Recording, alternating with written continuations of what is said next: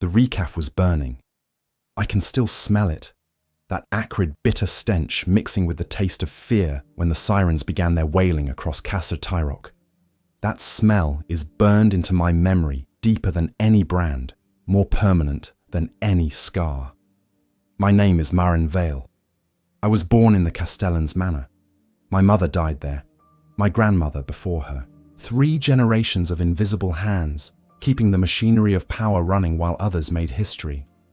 They promised us safety in the deep places, told us the enemy wouldn't waste ammunition on servants. The arch-enemy had better targets, they said.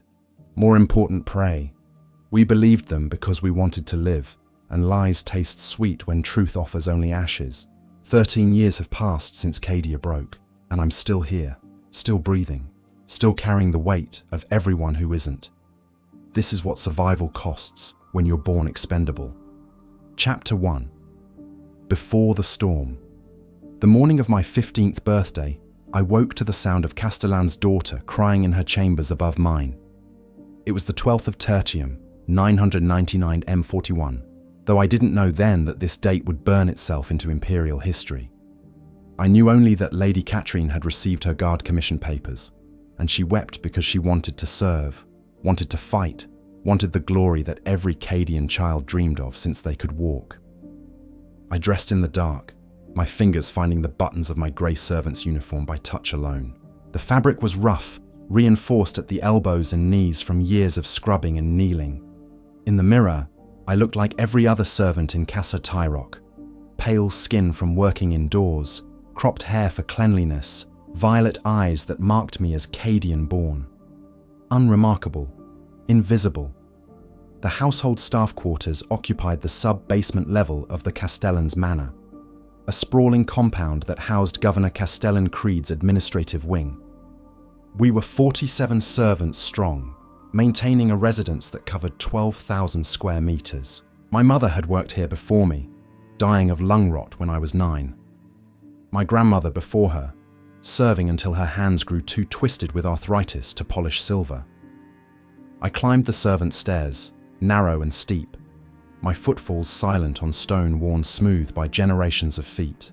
The manor stirred around me with the sounds of awakening, booted footsteps of the guard patrol, the rumble of supply trucks in the outer courtyard, the electric hum of power generators in the deep foundations. Through arrow-slit windows, I glimpsed the pre-dawn sky, violet and orange with the light of Cadia's troubled sun. The kitchen was already alive with activity.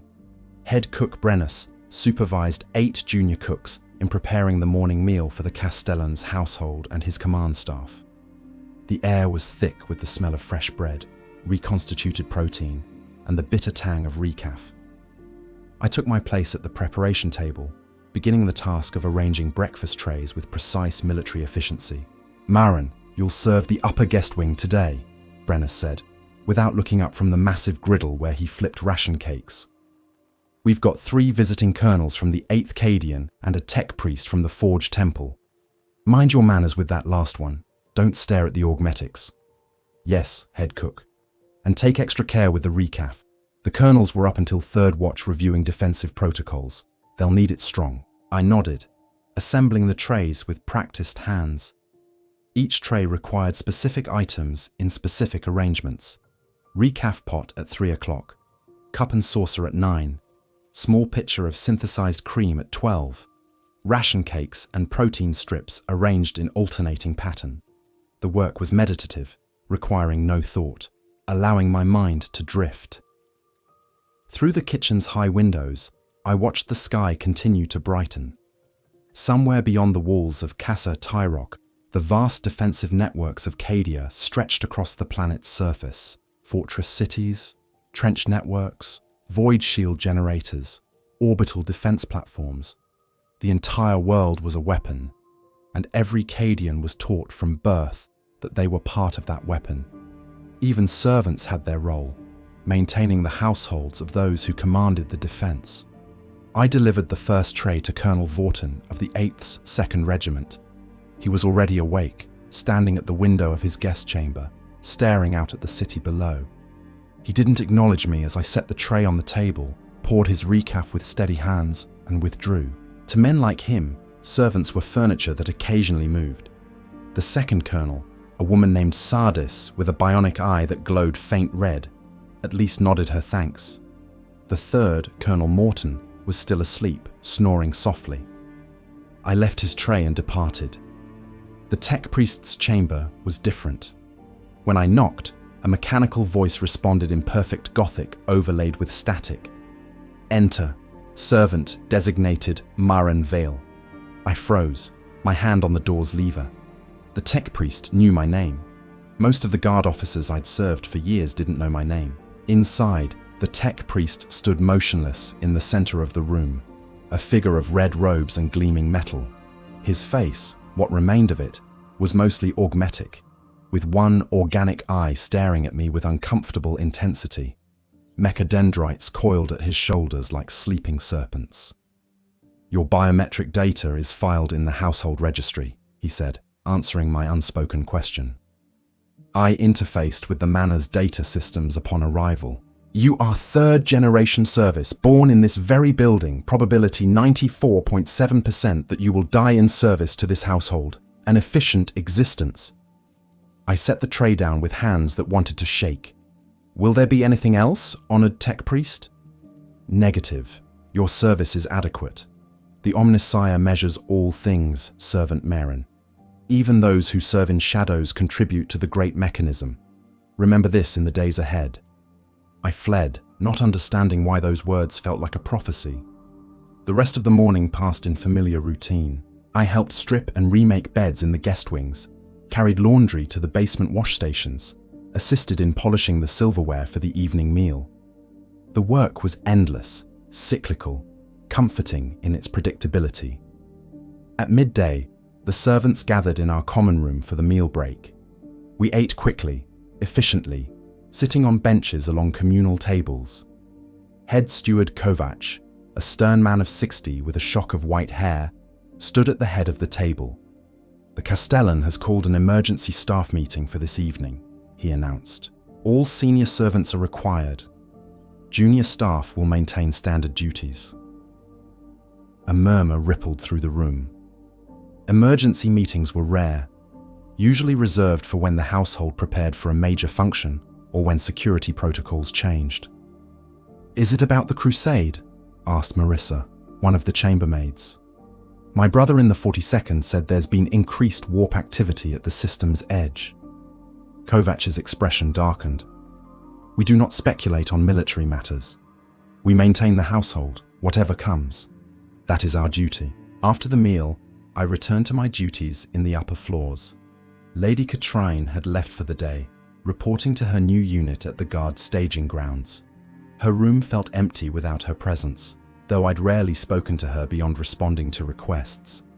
I changed her bedding, dusted her desk, straightened her bookshelf. On the desk lay her guard commission papers, stamped with the Aquila and signed by the Castellan himself. I wondered what it felt like to have a destiny beyond service, to know that history might remember your name. As the afternoon light faded, I completed my final rounds. The manor hummed with tension I couldn't quite define. The guard patrols were more frequent. Officers spoke in hushed tones in the corridors. Somewhere in the distance, I heard the low rumble of thunder, though the sky remained clear. In the kitchen, preparing the evening meal, Brennus was uncharacteristically quiet. When I asked if something was wrong, he just shook his head. "Just cook, girl. Keep your hands busy and your mind focused on your work." But I couldn't shake the feeling that something vast and terrible was moving just beyond my perception, like a shadow cast by something too large to see. That evening, as I laid out my sleeping clothes in my small room, I heard the first siren. It started low and distant, then grew, joined by others across the city, until the air itself seemed to scream. I rushed to the narrow window of my quarters and looked up. The sky was burning, not with fire, but with something worse.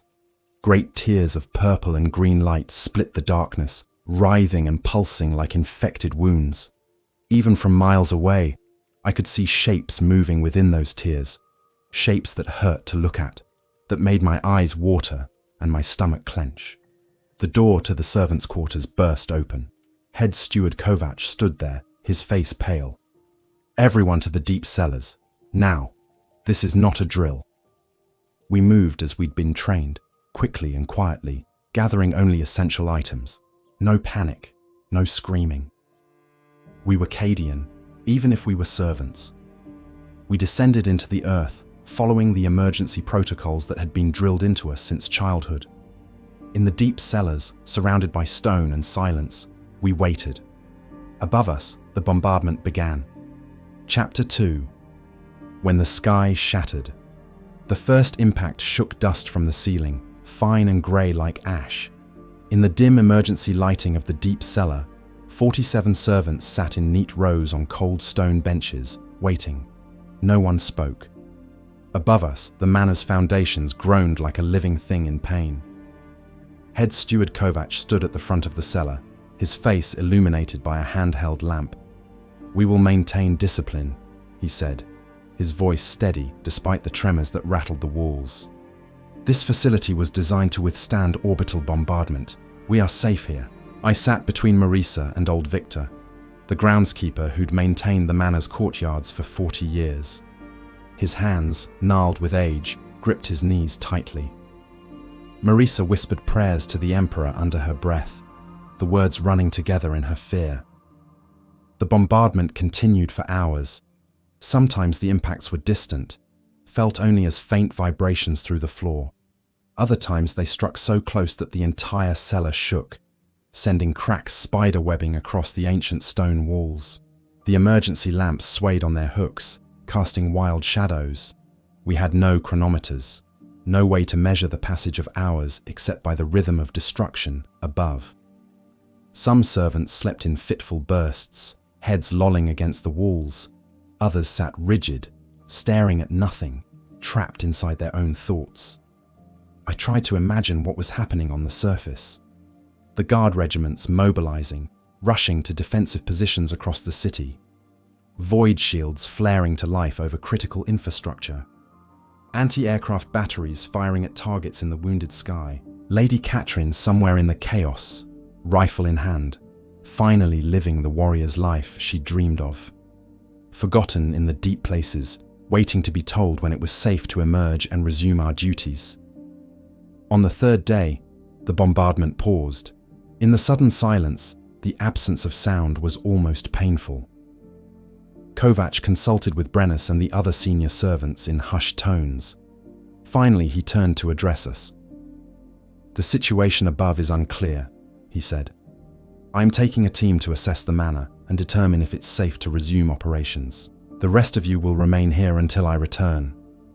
He chose 6 servants, all men, all veterans of previous emergencies. They gathered their lamps and climbed the stairs to the upper levels. The heavy door sealed behind them with a sound like a tomb closing. Marisa gripped my hand so tightly, my fingers went numb. "They should be back by now," she whispered. "It doesn't take this long to check the manor." "Maybe the damage is extensive," I replied, not believing my own words. "Maybe they're helping with repairs." His uniform was covered in dust and something darker, wetter. His face was the color of old parchment. "The manor stands," he said, each word carefully controlled. "Structural damage is moderate. We will return to our duties in shifts, beginning with essential services. Kitchen staff first, then housekeeping." "What about the others?" Victor asked, his voice cracking. "Where's Petrus? Where's Dane?" Kovac's jaw tightened. There was an incident in the East Wing. A shell penetrated the upper floors. Petrus and Dane were caught in the collapse while checking the guest chambers. "They died serving their duty," Kovac continued. "We will honor them by continuing ours. Brennus, assemble your kitchen staff. We need to prepare meals for the guard units stationed in the manor's defensive positions." We climbed from the cellar like souls ascending from the underworld. The servants' stairs had survived intact, but when we reached the ground floor, the devastation became apparent. The grand entrance hall, where I'd walked 1,000 times, was now open to the sky. A massive shell had punched through the roof, leaving a hole 20 feet wide. Furniture was overturned, walls were cracked, and everywhere was dust, thick and choking. Through the broken windows, I could see the city beyond, and my breath caught in my throat. Castellan was burning. Great pillars of smoke rose from a dozen districts. Buildings that had stood for millennia were now skeletal ruins. And in the sky, those terrible wounds still gaped, larger now, oozing a light that hurt to see. In the kitchen, we worked in shocked silence. The space had survived relatively intact, though several cabinets had been shaken from the walls, their contents scattered across the floor. We swept up broken dishes, salvaged what food stores we could, and began the impossible task of preparing meals in the ruins of our world. Guardsmen began arriving at the manor's service entrance, dusty and exhausted, carrying wounded comrades. They requisitioned tables from the dining hall, converting them into makeshift surgical stations. I carried water, bandages, anything the medici teams needed, trying not to look at the soldiers' injuries too closely. One young guardsman, no older than 17, grabbed my wrist as I passed. His uniform was soaked with blood, though I couldn't tell if it was his own. "Are you an angel?" he asked, his eyes unfocused. "Have I died?" "No," I said softly, gently freeing my wrist. "You're in the Castellan's manor. You're safe here." "Safe? How do you fight something that comes through solid stone?" That night, we slept in shifts in the servants' quarters, which had survived the bombardment. I lay on my narrow bed, listening to the sounds of the wounded in the floors above. The shouts of guard officers organizing defenses, the distant rumble of artillery fire that never seemed to stop. On the fourth day, the second wave began. This time, it wasn't just bombardment. The emergency Vox system crackled to life throughout the manor, a warning I'd only heard in drills. Enemy ground forces detected, all military personnel to defensive positions, all civilians to shelters immediately. But we didn't retreat to the cellars. Kovac gathered us in the kitchen, his face grim. "The guard needs us," he said. "They need supplies, medical support, ammunition carriers. I won't order anyone to stay, but I'm asking for volunteers." Every hand went up. We were organized into teams. My group was assigned to carry ammunition from the manor's armory to the defensive positions on the walls. The work was brutal, hauling heavy crates upstairs and across exposed courtyards, while the sky screamed with las fire and artillery. I saw my first traitor that day. His armor was twisted and wrong, covered in spikes and symbols that made my eyes water. His face, visible through a cracked helmet, was human but somehow not, the skin too pale, the teeth filed to points, the eyes empty of anything I'd call a soul. "Don't look at them too long," a guardsman warned me, a sergeant with a scarred face. "The archenemy corrupts even in death. Keep moving." We worked for 12 hours straight until my arms felt like lead and my legs shook with exhaustion. When we finally returned to the servants' quarters, I collapsed on my bed without even removing my boots. I dreamed of violet skies and burning cities, of hands reaching from the dark, of a voice that whispered my name in a language I didn't know but somehow understood. When I woke, Marissa was shaking me. "Maren, wake up. They're calling for volunteers again. The defense lines need more support." I pulled on my boots and followed her back into the chaos. Days blurred together. Work, brief sleep, more work. The manor became a fortress, its elegant halls now filled with sandbag emplacements and ammunition crates. We servants moved through the chaos like ghosts, bringing supplies, tending wounded, maintaining what order we could. I learned to identify the sounds of different weapons by ear. The crack of laser guns, the deeper boom of bolters, the shriek of plasma weapons. I learned to recognize when bombardments were close enough to take cover, when it was safe to keep moving. I learned to step over bodies without flinching. On the 8th day, I carried a meal to the command room where the Castellan's senior officers were planning the city's defense. Through the open door, I glimpsed maps covered in red markers, heard heated discussions of retreat routes and evacuation protocols. One phrase cut through the rest. Cadia stands. It was repeated like a prayer, like a defiance against reality itself. Cadia stands.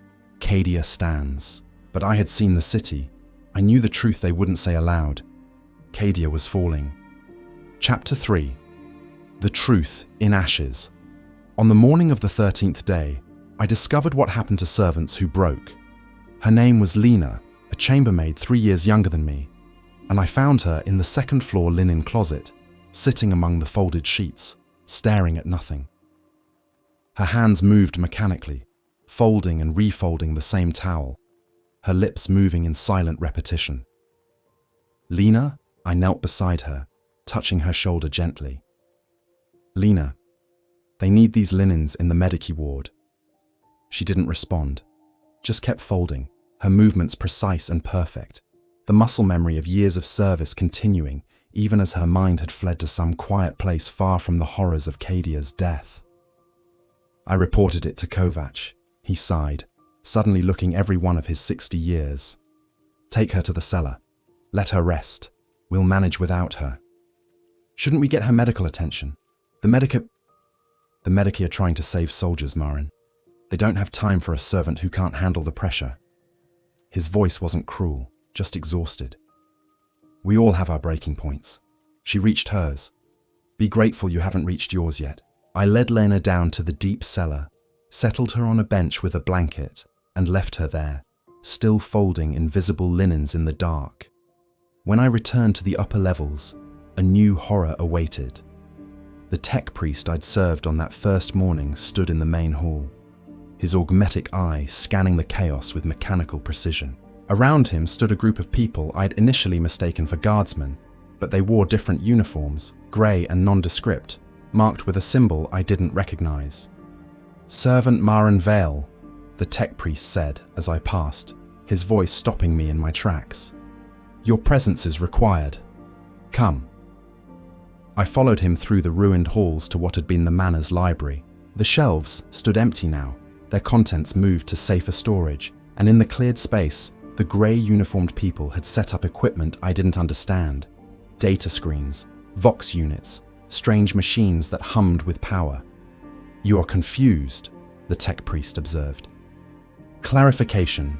I am Magos Drusus of the Adeptus Mechanicus, temporarily assigned to Casa Tiroc's evacuation protocols.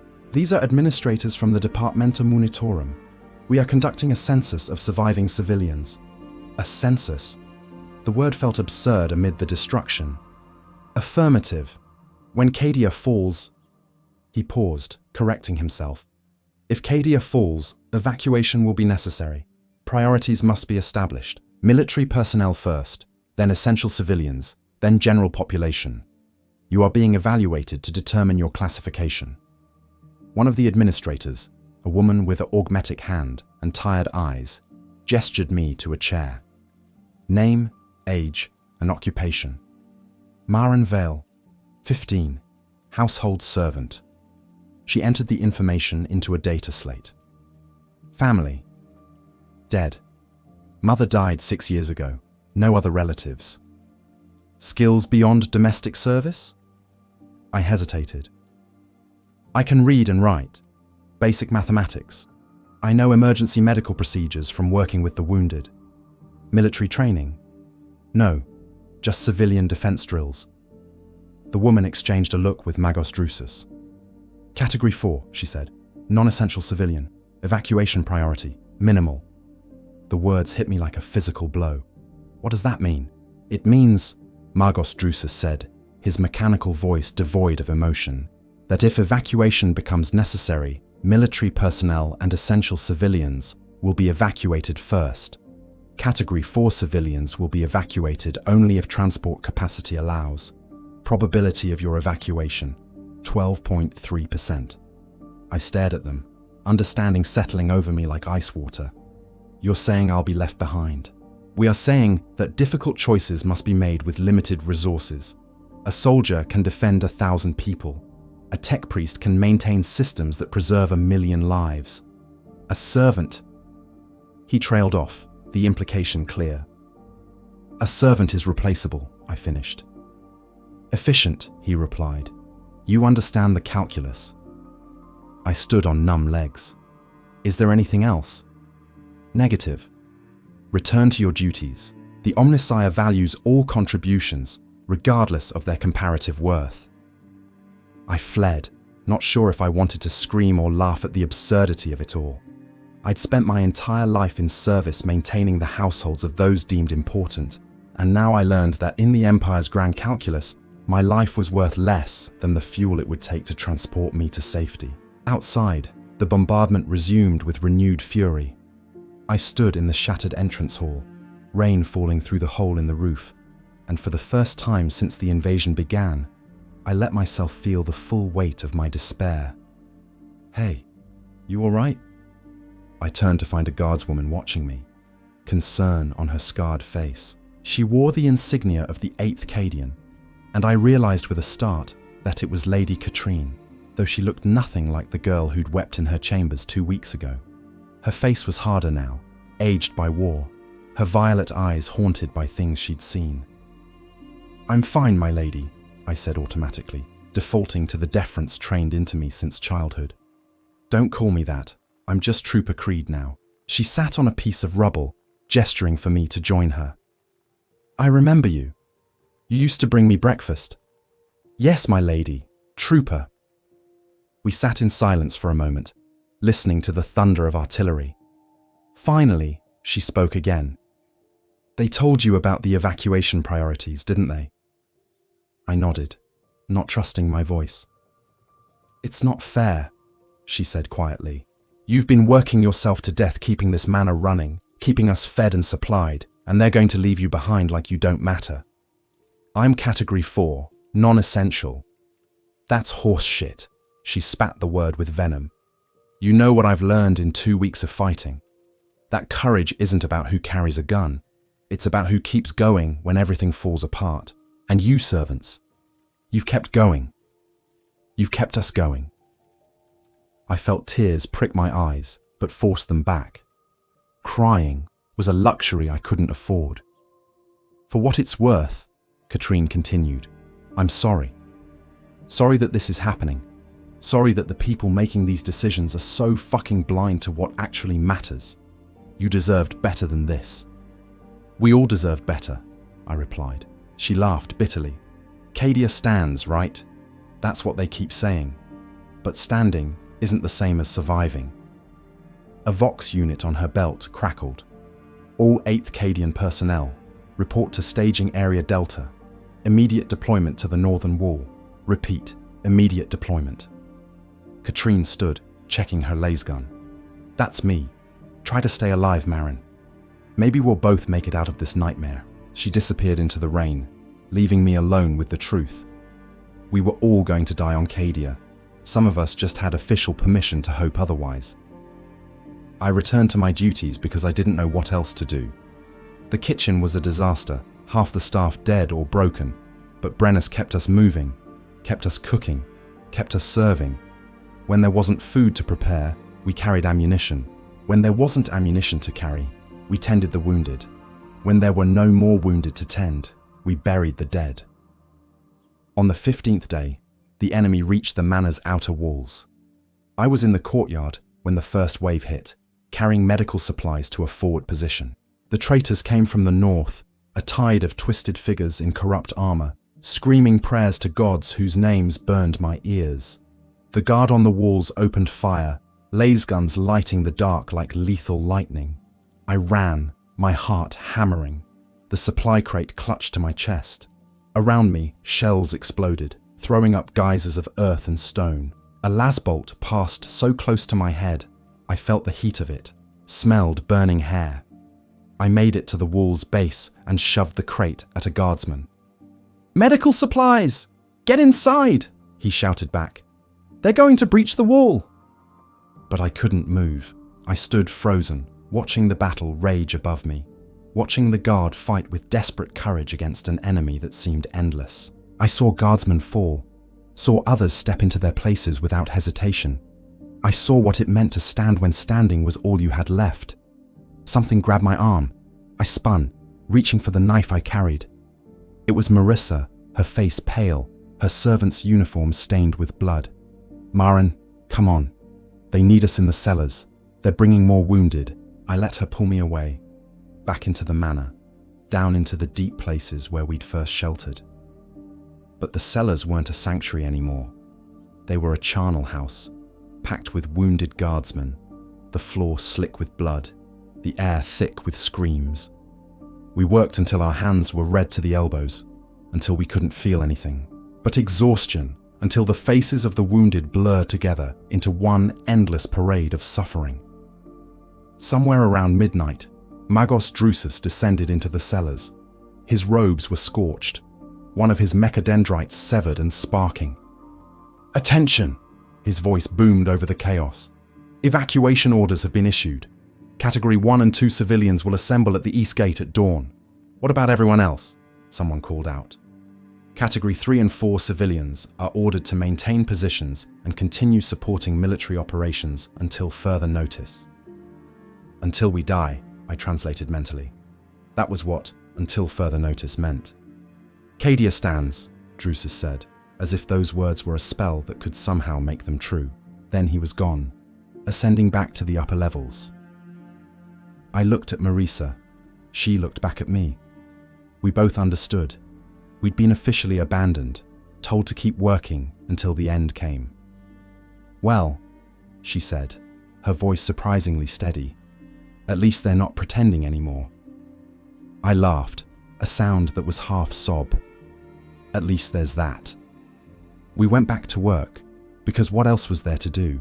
We were servants. Service was what we knew, all we'd ever known. And if we were going to die on Cadia, we'd die doing our duty. It was almost comforting, in a terrible way, to know exactly what the future held. Chapter 4. When the fortress broke. The wall fell at dawn. I was in the kitchen, attempting to prepare something resembling breakfast from our dwindling supplies, when the explosion shook the entire manor. Not the distant rumble of artillery we'd grown accustomed to, but a massive detonation that felt like the world splitting in half. Dishes crashed from shelves.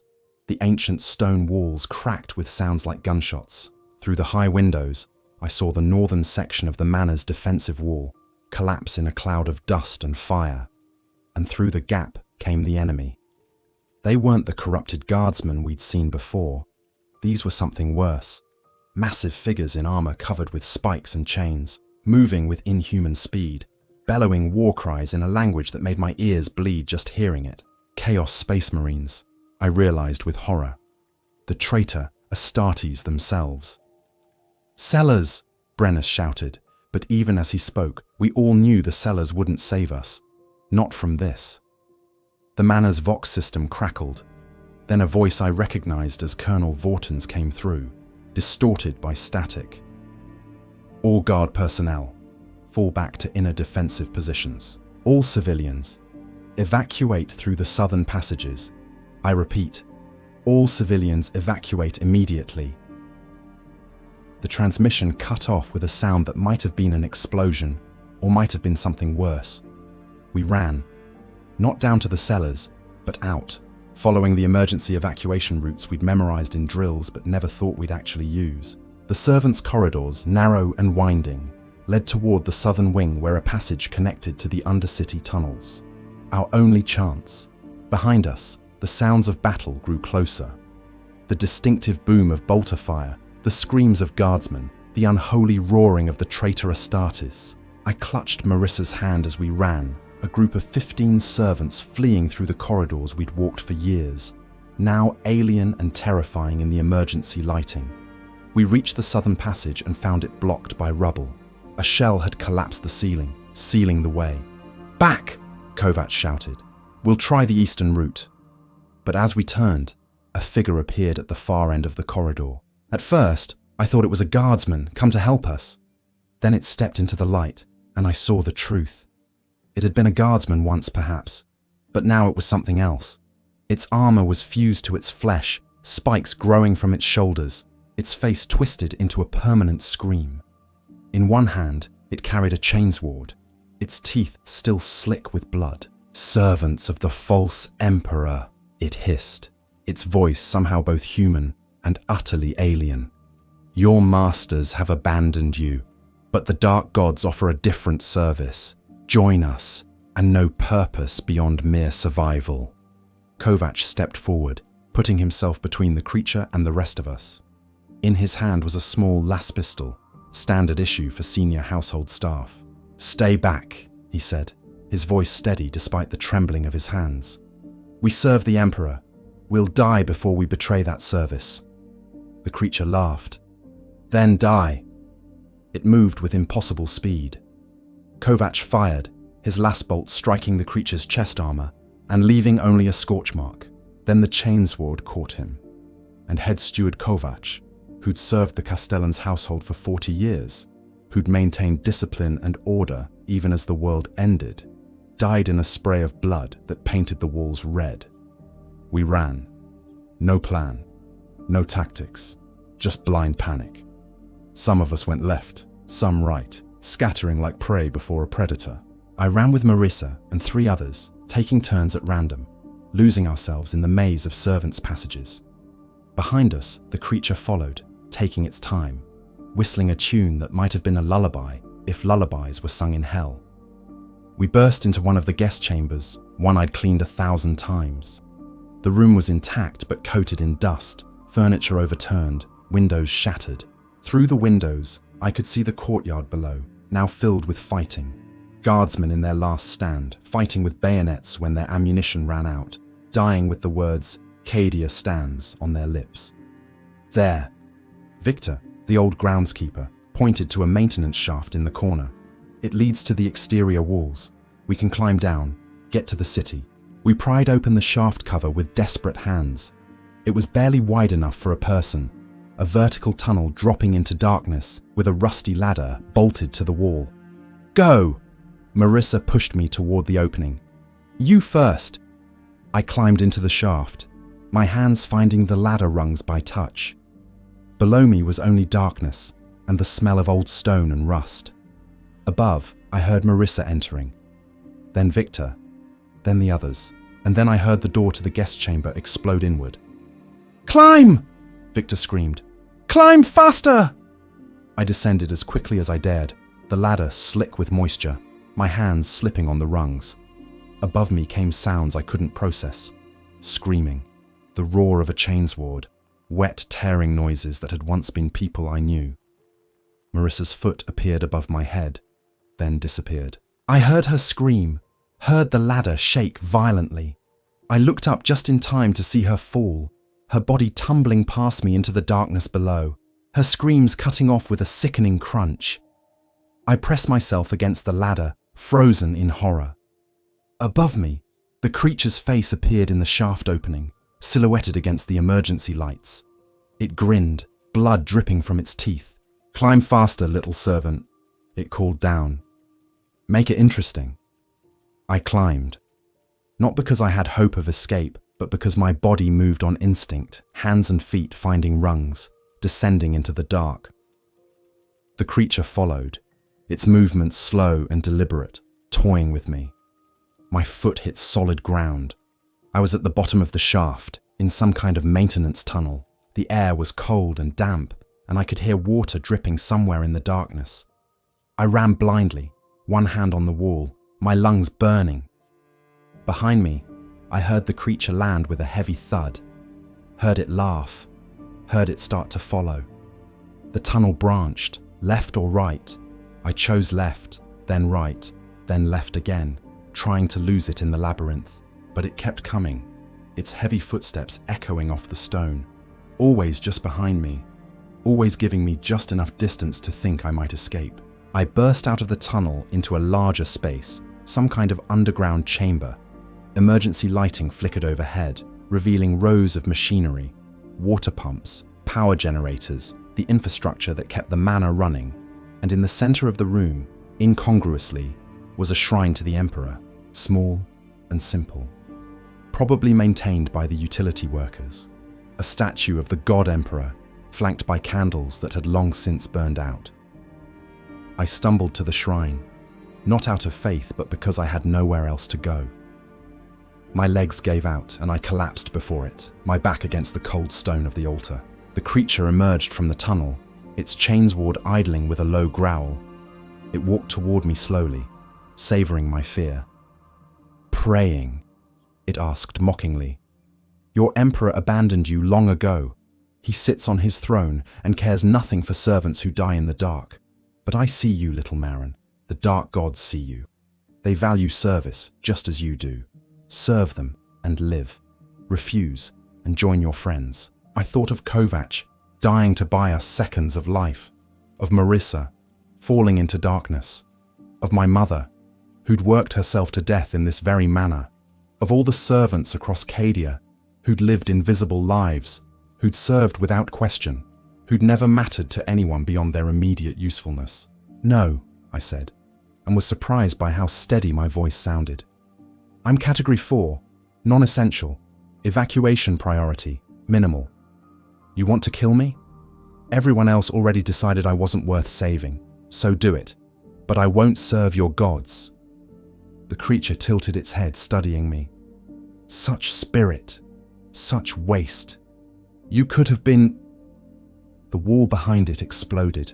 Through the gap came a massive figure in blue and gold armor, a Cadian pattern bolt pistol in one hand and a chainsword of his own in the other. A space marine, but not a traitor. I saw the symbol on his shoulder plate, a stylized fist. Ultramarines. The fight lasted perhaps 30 seconds, but it felt like an eternity. The two giants clashed in the center of the chamber, their weapons throwing sparks, the force of their blows cracking the stone floor. The noise was deafening, inhuman, the sound of demigods warring while I cowered like an insect beneath their feet. The Ultramarine's chainsword found the traitor's throat. The creature's head fell one way, its body the other, both already beginning to rot with unnatural speed. The Ultramarine turned to me, and I saw his face through his helmet's lenses, stern, ageless, and infinitely tired.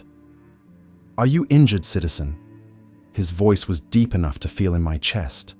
I shook my head, unable to speak. "This area is not secure. Come with me. I'm clearing a path to the southern evacuation point." He didn't wait for my response, just turned and began walking back through the hole he'd made. I followed on shaking legs, because what else could I do? We moved through the underground chambers, the Ultramarine destroying any enemy that appeared with ruthless efficiency. He didn't speak, didn't slow, just carved a path through the chaos with absolute certainty. We emerged into the southern courtyard to find it had become a charnel house. Bodies everywhere, guard and traitor alike, the ground slick with blood. And in the center, miraculously, was a chimera transport, its engines running, guard troops loading wounded. "One more for evacuation," the Ultramarine called to the soldiers. A sergeant looked at me, then at a data slate. "Category 4, I said, and saw his expression close off. "We're at capacity. Category 4 civilians aren't authorized." "I'm authorizing it," the Ultramarine said, his voice allowing no argument. "Load her." The sergeant hesitated, then nodded. Hands grabbed me, pulled me into the Chimera's troop compartment. It was packed with wounded guardsmen, barely enough room to breathe. Someone pushed me down into a corner as the rear hatch sealed. Through a vision slit, I saw the Ultramarine turn back toward the manor, back toward the battle, his chainsword ready. He'd saved me, this demigod in blue armor, and I didn't even know his name. The Chimera lurched into motion. Through the vision slit, I watched the Castellan's manor recede into the distance. The building where I'd been born, where my mother had died, where I'd spent every day of my 15 years. It was burning now, great columns of smoke rising from its shattered halls. And I realized I'd never know what happened to Brennus, or Victor, or the dozens of other servants who'd scattered when the wall fell. Whether they'd escaped or died, whether they'd found mercy or only horror in Cadia's last days. The Chimera drove for hours, weaving through the ruins of Casa Tyrock, dodging enemy patrols and collapsing buildings. Inside, the wounded groaned, and sometimes stopped groaning. One man, a trooper with the 8th Cadian patch, died in my arms. His last words are whispered, "Cadia stands." When we finally stopped, it was at a massive landing zone on the city's southern edge. Ships descended from the sky through the wounded heavens, military transports taking on soldiers and refugees. The organization was chaos, officers shouting orders, servitors moving supplies, thousands of people all trying to board at once. I was pulled from the Chimera and processed through a checkpoint. A tired administrator scanned my biometrics, checked a database, frowned. "You're Category 4. You shouldn't be here." "An ultramarine ordered my evacuation," I said. She looked at me skeptically, but another administrator leaned over. "We've got orders from Lord Castellan Creed himself. All surviving civilians, regardless of category. Cadia's falling. We save who we can." I was given a number, told to wait in a designated area. Around me were thousands of others, military and civilian mixed together, all waiting for the ships that would take us away from Cadia forever. I sat on the ground, my back against a supply crate, and for the first time since the invasion began, I let myself cry. Not for myself, but for all those we were leaving behind. For the servants who die in the dark, unmourned and forgotten. For the guardsmen fighting their last stands. For Cadia itself, the fortress world that had stood for 10,000 years and was now falling in hours. Above us, the sky tore itself apart. Chapter 5. The Choice in Fire. I waited in that landing zone for 3 days. They were 3 days measured not in hours, but in deterioration, watching Cadia die in increments. The sky grew darker, the wounds in reality spreading like infection. The evacuation ships came less frequently, and when they did, they took fewer passengers, their holds damaged by enemy fire or barely holding together from the strain of repeated atmospheric entry through the warp storms. Around me, the crowd of refugees grew desperate. Food was scarce, water scarcer. People fought over scraps. Children cried endlessly until they didn't have the strength to cry anymore. The guard maintained order with bayonets and stern warnings, but even they looked hollow, like men who knew they were guarding a funeral procession. On the second day, I saw Lady Katrine again.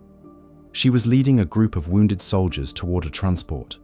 Her uniform so covered in blood and grime I almost didn't recognize her. Our eyes met across the chaos, and something passed between us. An understanding of survival's weight. She changed course, walking over to where I sat. Up close, she looked like she'd aged 10 years. Her face was scarred, one eye was swollen shut, and she moved with a limp. "You made it," she said, her voice rough from shouting orders. "So did you." She laughed bitterly and sat beside me, wincing as she favored her left leg. "Barely. Lost my entire squad in the industrial sector. Held a bridge for 6 hours before the order came to fall back." She paused, staring at nothing. "Do you know how many civilians we left on the other side of that bridge? Thousands. They were screaming for us to let them cross, but command said we had to hold it for the military evacuation routes. So we held it, and we listened to them die when the traitors overran their position. I didn't know what to say. What could anyone say? "The ultramarine who saved you," I began. "Do you know if he—" "They're all dead," Katrine cut me off. "The entire squad that was clearing the manor district. They held a final position to buy time for the evacuation. Died to the last warrior." She turned to look at me. "He spent his last minutes making sure a Category 4 servant got to safety. And now you're here, waiting for a ship that might never come. And he's dead. Was it worth it? Was your life worth his?" The question was cruel, but I heard the pain behind it. She wasn't really asking about me. She was asking about all the choices she'd been forced to make, all the people she'd left behind. "I don't know," I said honestly. "But he chose to save me. That has to mean something, does it?" She stood, her hand on her laser gun. "I have to get back. They're organizing one more push to expand the perimeter, try to get more civilians to the landing zone. Probably a suicide mission." She looked down at me one last time. "If you get on a ship, remember us. Remember all of us who stayed behind. Don't let anyone forget what Cadia cost. Then she was gone, limping back toward her unit, toward the fighting, toward whatever end awaited her. On the third day, the reality of our situation became undeniable.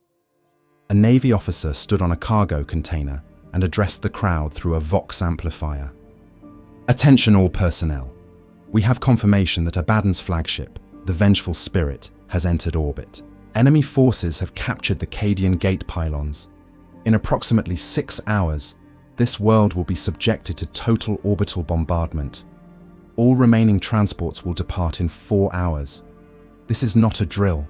This is the final evacuation of Cadia. The crowd erupted. Some surged toward the landing pads where the ships waited. Others collapsed, giving up. I stood frozen, doing the math. 4 hours.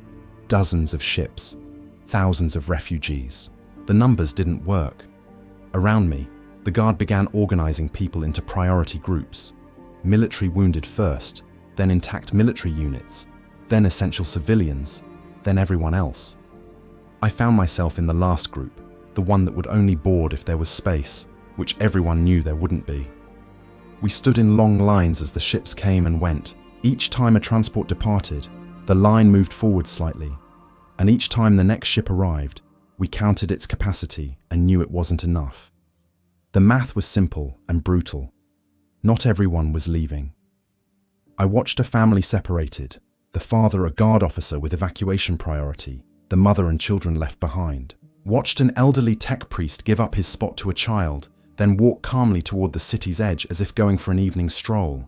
Watched a group of PDF troopers hold back a mob trying to rush a transport, everyone desperate, everyone doomed. With an hour left, I'd accepted my fate. I was going to die on Cadia.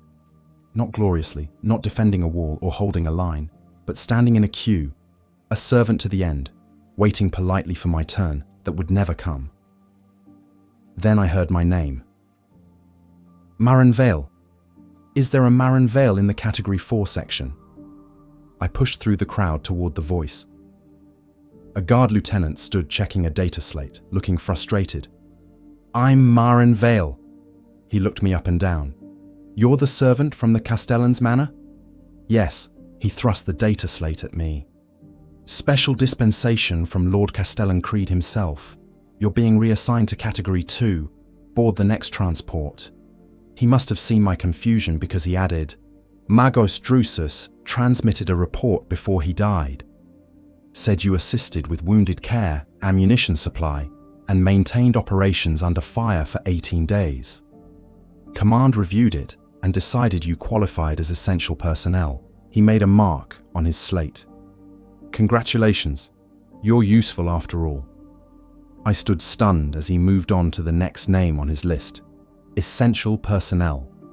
After they'd told me I was worthless, that my life had a 12% chance of mattering enough to save, they'd changed their minds. And it was because of the work, the endless, thankless work I'd done, without expecting recognition or reward. I should have felt vindicated. Instead, I felt sick.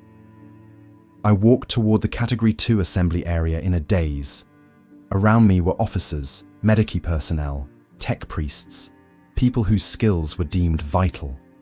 And me, a servant girl who'd carried ammunition and tended wounded. A transport descended, and the Category 2 group began boarding. I joined the line, moving forward with mechanical steps. Ahead of me was a door leading to safety, to survival, to a future beyond Cadia's death. Behind me was everyone else. I turned and looked at the massive crowd still waiting. Thousands of people who would never board, who would die when the orbital bombardment began. Families, children, old people who'd lived their entire lives on this world. Guardsmen wounded beyond the point of usefulness. Servants like I had been, invisible and disposable. I thought of Kovac dying to buy us seconds, of Marisa falling into darkness, of the ultramarine who'd spent his last minutes saving a girl the Empire had decided wasn't worth saving, of Katrine asking if my life was worth theirs. I stepped out of line. Hey! A guard sergeant grabbed my arm. Where do you think you're going? My spot, I said. Give it to someone else. You're Category 2. You have evacuation priority. I'm Category 4, I corrected. I was always Category 4. Whatever report got me reclassified, it was wrong. I'm not essential. Give my spot to someone who is. He stared at me like I'd gone insane. Maybe I had.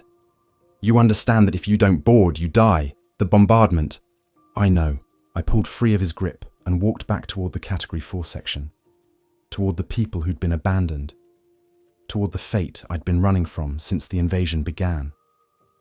I found an empty patch of ground and sat down, my back against a supply crate. Around me, other people waited with the same grim acceptance.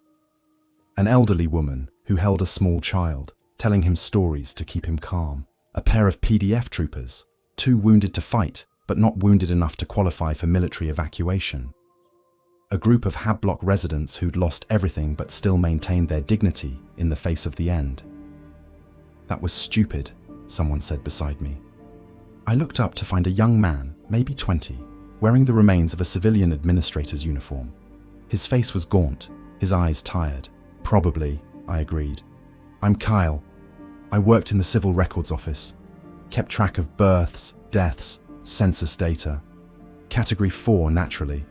Record keepers aren't essential when there's no society left to keep records for. Maren, I was a servant. Was? You quit?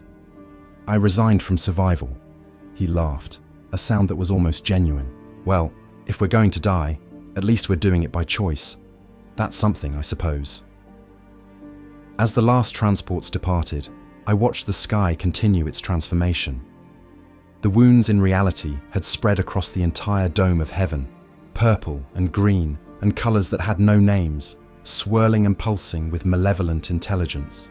Through those wounds, I could see things moving, shapes vast and terrible. The gods of chaos themselves watching Cadia's final moments. The guard began withdrawing from the landing zone, boarding the last military transports. Their duty was done. They'd saved who they could, and now they'd save themselves. I didn't blame them. They'd fought for Cadia until there was no Cadia left to fight for. Attention all remaining personnel, a Vox announcement echoed across the abandoned landing zone. This is the final departure. All ships are leaving orbit. May the Emperor protect you. The words hung in the air like a benediction or a curse. Then the ships were gone, rising through the tortured sky, and we were alone. Thousands of us, left behind on a dying world, waiting for the end. Cale pulled out a small flask from his coat. Found this in the rubble 3 days ago. Was saving it for a special occasion. I think this qualifies. He took a drink and offered it to me. I accepted it, the liquid burning my throat. I'd never had alcohol before. It seemed a strange thing to experience for the first time minutes before dying. Tell me something about your life, Kyle said. Something true. I want to know you before we go. I thought about it, watching the sky burn. I folded a lot of linens, I said finally. Made beds, served meals, cleaned rooms. I was invisible my entire life. And you know what? I was good at it, really good. The best bed maker in the Castellan's household. That was my contribution to the Imperium. Perfectly folded sheets and well-organized linen closets. He smiled. I filed papers, organized data, made sure every birth was recorded, every death documented, every citizen properly catalogued. My contribution was bureaucracy. The foundation of civilization is paperwork, and I was damn good at paperwork. We were both essential, I said, in our own way. Just not essential enough. In the distance, I saw the first flash of light. The orbital bombardment had begun. Not here, not yet, but close enough to see, close enough to know it was coming. The elderly woman near us began singing, her voice cracked but clear. It was an old Cadian hymn, one I'd heard in the manor's chapel services. Others joined in, their voices rising in defiance of the end. I sang too, my voice small and insignificant, adding to the chorus. We sang for Cadia, for the fortress world that had stood for 10,000 years. We sang for everyone we'd lost. We sang because it was all we had left. The light grew closer, brighter, a wall of fire descending from the sky. I closed my eyes and thought of my mother, of Marisa, of all the servants who'd lived invisible lives in the shadow of greater things. We'd mattered, I decided. Maybe not to the Empire, maybe not to history, but to each other. That had to be enough. The light reached us, and Cadia stood no more. Chapter 6. Ash and After. I woke up in pain. This was impossible. I was dead. I'd watched the orbital bombardment reach the landing zone, felt the heat of it, seen the light consume everything. You don't wake up from that. But the pain was real, sharp, and insistent in my left arm and ribs. I opened my eyes to darkness broken by a faint red glow. Around me, I heard groaning, the sounds of others also impossibly alive. "Don't move too fast," a voice said nearby. "You've been unconscious for 6 hours." My eyes adjusted to the dim light. I was in some kind of underground chamber, rough-hewn stone walls surrounding a space about 20 meters across. Emergency lighting strips provided the red glow. Around me lay dozens of others from the landing zone, wounded and shocked, but alive. Kyle sat against the wall nearby, a bandage wrapped around his head, dried blood crusting his face. "Welcome back to the living." "How?" I managed to croak, my throat raw. The landing zone had underground bunkers, old fortifications from the age of strife, built into the bedrock. When the bombardment started, some guard engineer had the sense to blow the entrance hatches. We fell in, rather than getting vaporized. Not everyone made it, but some of us did. I sat up slowly, inventory my injuries. My left arm was broken, splintered with pieces of metal and cloth. My ribs were bruised but probably not broken. Burns on my hands and face, painful but not severe. I was alive, damaged but functional. "How bad is it up there?" I asked. Kyle's expression answered before his words did. "There is no up there anymore. The surface is gone. Cadia is gone. A few of us went to check the access tunnels. Everything's collapsed or burning. We're sealed in." Around the chamber, I counted approximately 60 people, mostly civilians, a handful of wounded guardsmen too injured to have been evacuated. One of the guard, a sergeant with a missing leg, seemed to have taken charge. "Listen up," he called out, his voice hoarse but commanding. "I'm Sergeant Thrace, 8th Cadian. We're in a survival situation. The chamber is structurally sound, but we're cut off from the surface.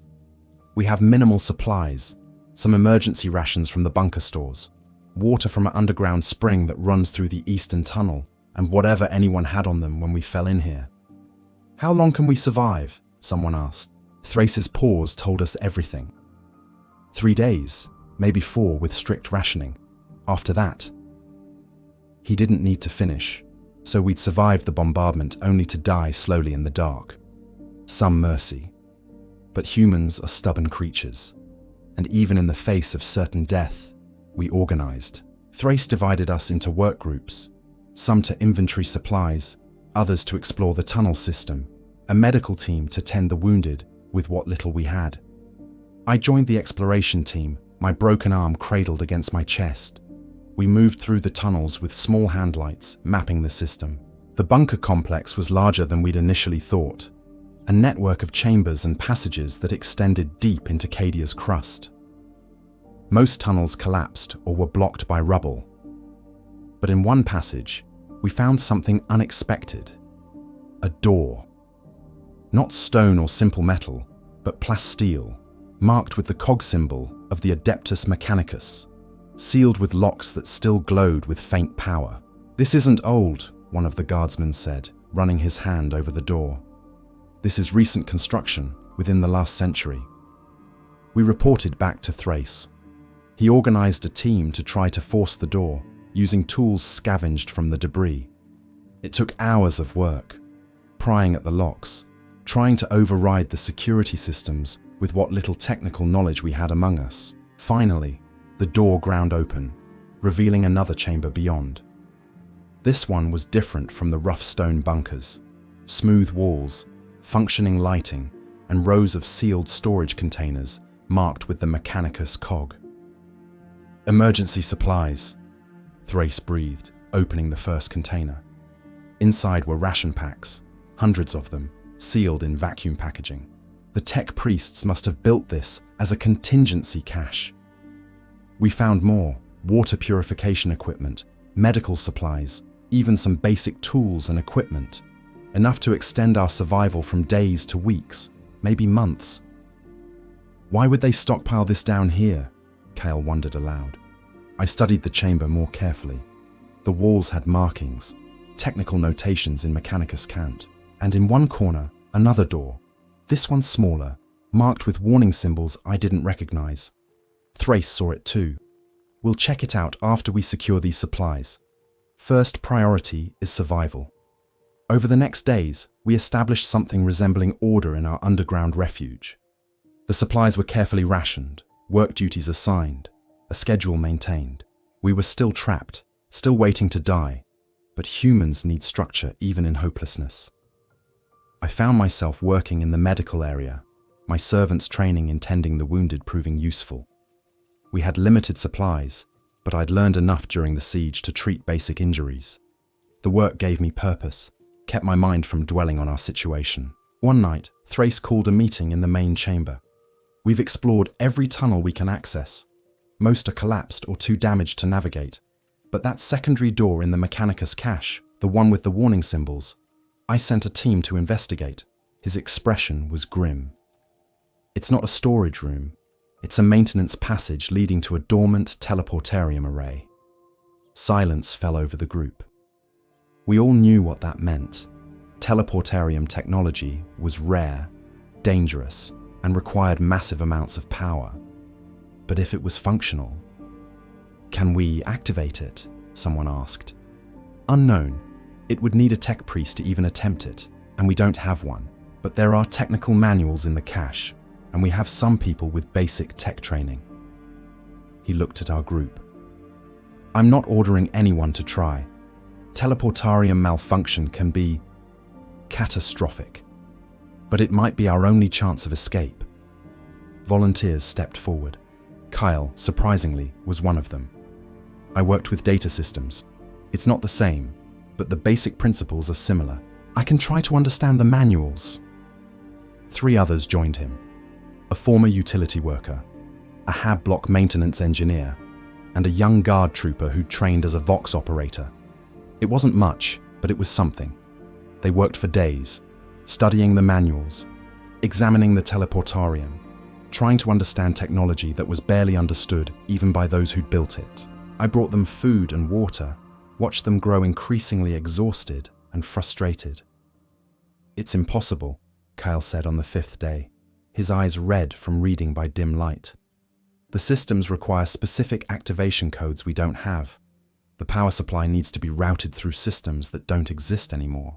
And even if we could activate it, we'd need coordinates for a destination, a receiving teleportarium to lock onto. We don't have any of that. So we try anyway, Thrace said firmly. We work the problem until we solve it or die trying. That's what Cadians do. On the 8th day underground, our supplies ran low despite careful rationing. People were getting sick, the air quality degrading, despair settling over the group like a physical weight. We'd bought ourselves time, but time was running out. Then the walls began to shake. Not the violent tremors of bombardment, but something deeper, more fundamental. A vibration that seemed to come from the planet's core itself. Through the collapsed tunnels, we heard sounds, grinding, tearing, the planet itself coming apart. Cadia's breaking, Thrace said, his voice empty. The entire world is fragmenting. We have hours at most before this whole section collapses. The teleportarium team worked with desperate speed, bypassing safeties, jury-rigging power connections, doing everything they weren't supposed to do in the hope that something, anything, would work. Cale's hands flew over the control panel, entering commands half-remembered from the manuals. I'm routing power through the emergency backups. It's not enough for a full activation, but maybe we can trigger a partial initialization, see if the array has any functionality at all. He pressed the final sequence. The teleportarium hummed to life, lights flickering across its ancient surface. For a moment, hope surged through us. Then the lights died, the humming faded, and we were left in darkness once more. "No," Kyle whispered. "No, please. We were so close." "Wait," the utility worker said, pointing to a small display screen still glowing faintly. "There's something here. A message? It looks like a beacon?" We crowded around the screen. The text was in Mechanicus code, but Kyle translated. "Automated emergency signal. Coordinates to a functional teleportarium on the Phalanx, the Imperial Fist's fortress monastery. It's been broadcasting since Cadia's invasion began, offering refuge to any who can reach it." "Can we lock onto it?" Thrace demanded. "Maybe. The array is damaged, but if we channel all remaining power into one activation, we might be able to send a group. Maybe 10 people, maybe fewer. 10 people out of 60 survivors." Thrace looked at our group, at the faces dirty and desperate and determined. Anyone with specialized skills that would be useful to the Imperium's war effort, step forward. Tech-trained personnel, Medicae, experienced guard. "You're going." People stepped forward. The utility worker, the maintenance engineer, 2 of the guardsmen who could still fight. Thrace himself, because someone needed to lead. That made 5. "Who else?" he asked. The group looked at each other. Everyone wanted to go, to escape, to live. But everyone also understood the mathematics of survival. Some had to stay, so others could go. "The youngest," someone said. "Give the spots to those with the most life ahead of them." A girl of perhaps 12 stepped forward, holding the hand of her younger brother. 2 teenagers. Kyle, who was 20. That made 9. 1 spot left. Thrace looked directly at me. "Maren Vehl, the Castellan himself designated you essential personnel. You've served throughout this ordeal, tended the wounded, maintained morale. You're going." I thought of all the people who died so I could live. Kovac, Marissa, the ultramarine whose name I'd never learned. I thought of the Category 4 designation, the calculation that my life was worth 12% of effort to save. "No," I said. "Give it to someone else. That's an order, civilian." "I'm not military. You can't order me." I looked at the elderly woman who'd sung the hymn at the end, who'd comforted a child in the face of death. "She goes." The woman stared at me in shock. "Child, I'm 70 years old. I've lived my life. And you deserve to finish it somewhere other than this tomb. Take the spot." Thrace looked like he wanted to argue, but the walls shook again, more violently this time. We were out of time. "Everyone in position," he ordered. "We activate in 30 seconds. The 10 gathered at the teleportarium platform. The rest of us backed away, giving them space. Kyle looked at me one last time, something like respect in his eyes. "Thank you for the drink," I said. "And for the conversation. Thank you for making a choice that mattered." The teleportarium activated. The sound was painful, reality itself screaming as it tore open. Light consumed the platform, and the 10 figures vanished, scattered across the immaterium towards safety or oblivion. I'd never know which. The array exploded, overloaded by the strain, and the chamber plunged into darkness. In that darkness, with the remaining survivors, I sat down and waited for Cadia to take us with it into death. At least this time, I'd chosen my end. Chapter 7. Servant of the Diaspora. I didn't die on Cadia. When consciousness returned, I was on a ship, the deck vibrating with the hum of engines, the air carrying the recycled tang of void travel. I lay in a medici bay, my broken arm properly set, my burns treated, surrounded by rows of other beds filled with other survivors. "You're awake," a medici orderly said, checking my vital signs. "Good. We weren't sure you'd make it. The teleportarium malfunction scattered survivors across half the system. You materialized on an evacuation frigate 3 hours out from Cadia's last position. Lucky. Lucky." The word tasted like ash. "How many?" I asked, my voice rough. "How many what?" "Survivors. From Cadia." His expression shuttered. "Unclear. Millions evacuated before the end. but billions didn't make it. The planet itself is gone, broken into fragments by Abaddon's final attack. I'm sorry. I closed my eyes, letting the grief wash over me. Cadia was gone. Not conquered, not occupied, but destroyed utterly. Everything and everyone I'd ever known erased in a moment of cosmic violence. Over the following weeks, I recovered in the medici bay while the frigate, the Emperor's Mercy, made its way to a refugee processing station on the moon of Delverus Prime. Around me were hundreds of other Cadian survivors, military and civilian mixed together, all of us hollow-eyed and distant, processing a loss too vast to comprehend. I learned fragments of what had happened after the teleportarium scattered us. The 10 who'd stood on that platform had materialized across 3 different ships. Thrace and 2 others had reached an Imperial Navy cruiser. The children and the elderly woman had appeared on a troop transport. Kale had materialized in the void itself and died instantly, his atoms scattered across empty space. I'd been alone when I materialized, appearing in a cargo bay of the Emperor's Mercy with such force that I'd broken 2 ribs on impact. The ship's crew had found me unconscious and bleeding, my servant's uniform so torn and filthy they couldn't initially identify what I was. You kept saying Category 4 while you were delirious, a nurse told me. We didn't know what it meant, thought it might be a military designation. It was, in a way. A designation of worthlessness that had defined my existence. The refugee processing station was chaos. Hundreds of thousands of Cadians scattered across the fleet, all being assessed, catalogued, assigned new roles in an imperium that had lost one of its most vital fortress worlds.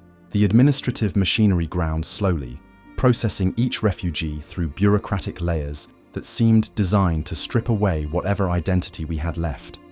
I stood in line for 6 hours to register my existence. When my turn came, a tired administrator took my biometric data and cross-referenced it against surviving records. Maren Vehl, household servant, Castellan's manor, Casa Tyrock. She read from her screen without emotion. No living relatives, no military training, no technical certifications. Category 4 civilian. There it was again, that designation following me like a curse. What happens to Category 4 civilians? I asked. She glanced up, perhaps hearing something in my voice. You're assigned to refugee labor pools, usually domestic service on Navy ships or Imperial installations. Your experience makes you qualified for continued household work. She paused. It's better than some. At least you have a skill.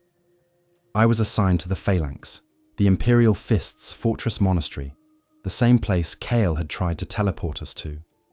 Irony or fate, I couldn't tell the difference anymore. The Phalanx was beyond my comprehension. A spacecraft the size of a small moon, an ancient fortress that had sailed the stars since before the Imperium itself. I was one of 300 Cadian refugees assigned to its civilian service quarters, maintaining the portions of the vast ship where mortal crew and staff lived and worked. My quarters were a cell 3 meters by 3 meters, containing a bed, a storage locker, and a small desk. After 15 years in the cramped servants' quarters of the manor, it felt almost spacious. But it was also profoundly lonely. No Marissa in the next bed, no sound of other servants breathing in the darkness, no familiar walls that had held generations of my family. I reported for duty on the 3rd day, assigned to the Domestic Service Division under Steward Major Heston, a stern woman of 40 who ran her department with military precision. You're Cadian, she said, reviewing my file. That means you understand discipline and duty. Good. We maintain the quarters for the chapter's mortal staff, scribes, medici personnel, tech adepts, logistics coordinators, 700 individuals requiring daily service. Your shift begins at 0600, ends at 1800, 6 days a week. Questions? No, Steward Major. Then get to work. I fell back into the rhythms of service as if I'd never left. Making beds, cleaning quarters, serving meals, maintaining order in the spaces where others lived and worked. The tasks were identical to those I'd performed on Cadia, but everything felt different, hollow, like performing a play after the audience had gone home. The other servants were a mix of backgrounds, Some were career household staff. Others were refugees like me, assigned to domestic work because they had no other skills. We worked side by side, rarely speaking beyond what was necessary for the tasks. Everyone carried their own grief, their own losses, and there was a silent agreement not to probe too deeply. But at night, in the common room where off-duty servants gathered, the Cadians found each other. We didn't plan it, didn't organize it, but somehow we always ended up in the same corner, drawn together by shared loss. There were 43 of us among the phalanx's civilian staff, former household servants, shop workers, administrative clerks, all of us Category 4, all of us alive by accident rather than design. We shared stories of what we'd lost, who we'd known, where we'd been when the end came. I was in the lower hive of Casa Batroc, said Jenna, who'd worked in a textile manufactory. We felt the bombardment through 3 kilometers of rock. When we finally got to the surface, the entire upper city was gone. Just gone. My family ran a recaf shop near the guard barracks, another said, a man named Torin. 4 generations, same location. My grandfather used to serve Lord Castellan Creed himself when he was just a colonel. Now it's dust floating in space. I told them about the manor, about the servants who died, about the choice to stay behind at the landing zone. They listened without judgment, understanding the impossible decisions we'd all faced.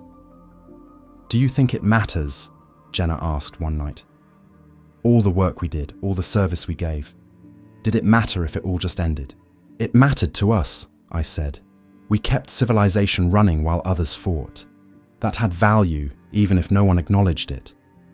"Cadia stands," Torin said quietly, speaking the words like a prayer. "Even scattered, even broken, Cadia stands." We all repeated it, the mantra that had defined our world. In that moment, I understood something fundamental. We weren't just servants anymore.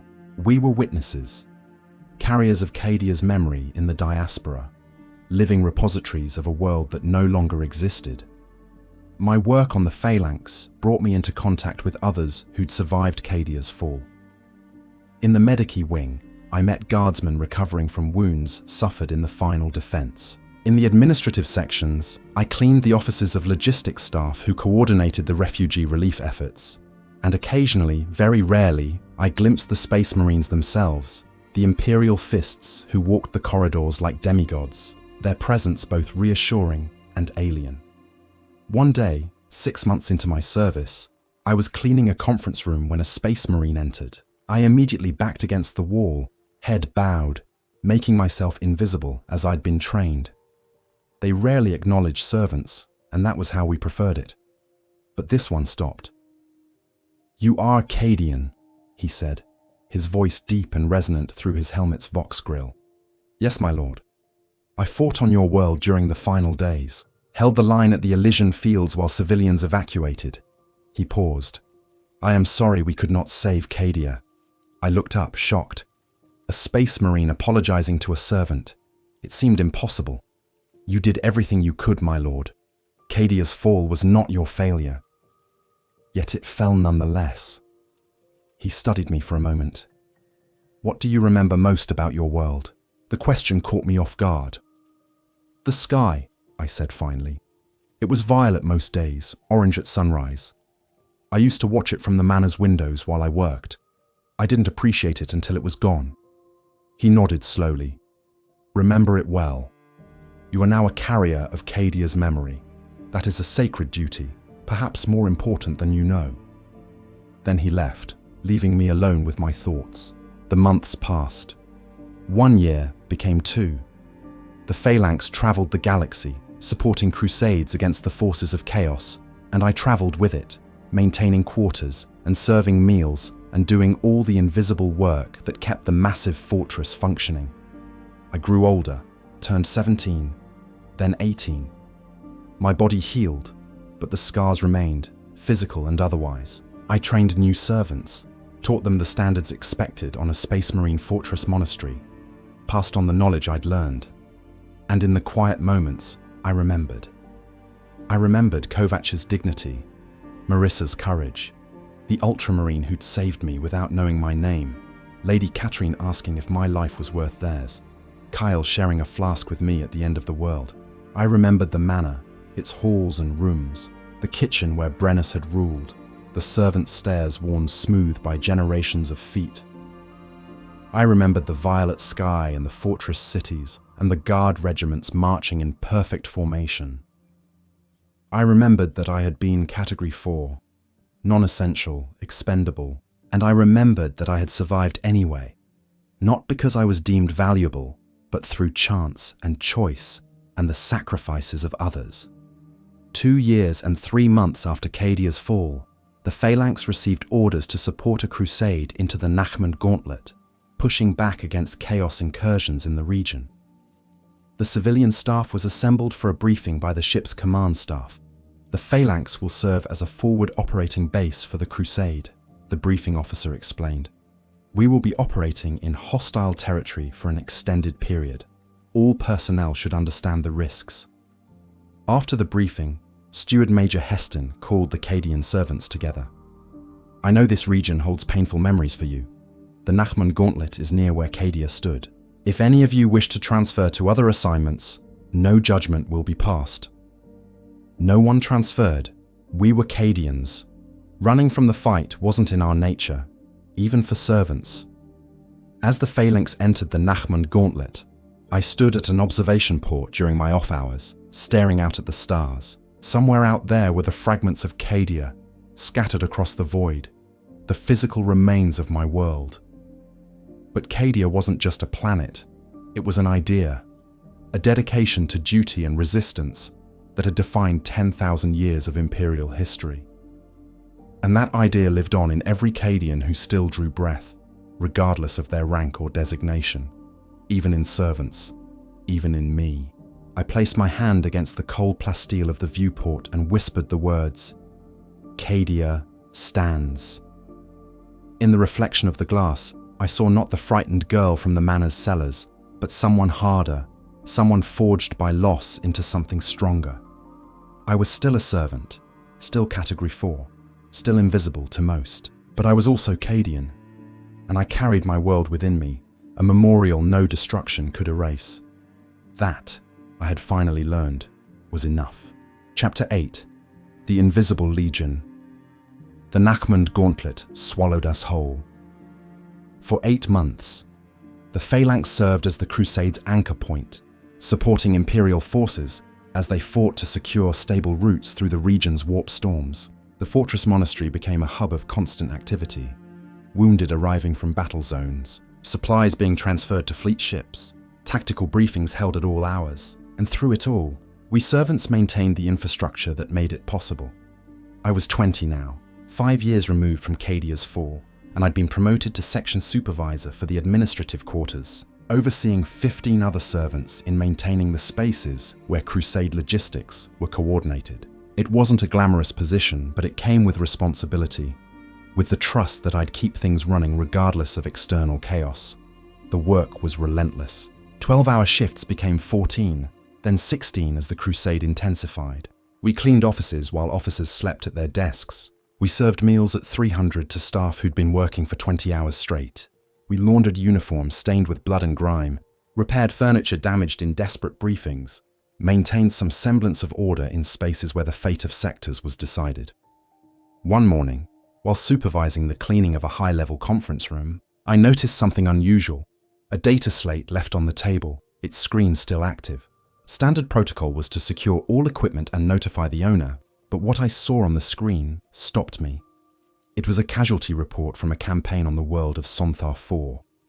Lists of dead, organized by unit and rank, and at the bottom, a section labeled Non-Military Personnel Losses. 3,000 civilians killed when a refugee convoy was intercepted by Chaos Raiders. 3,000 Category 4 deaths, recorded as a footnote to the military casualties.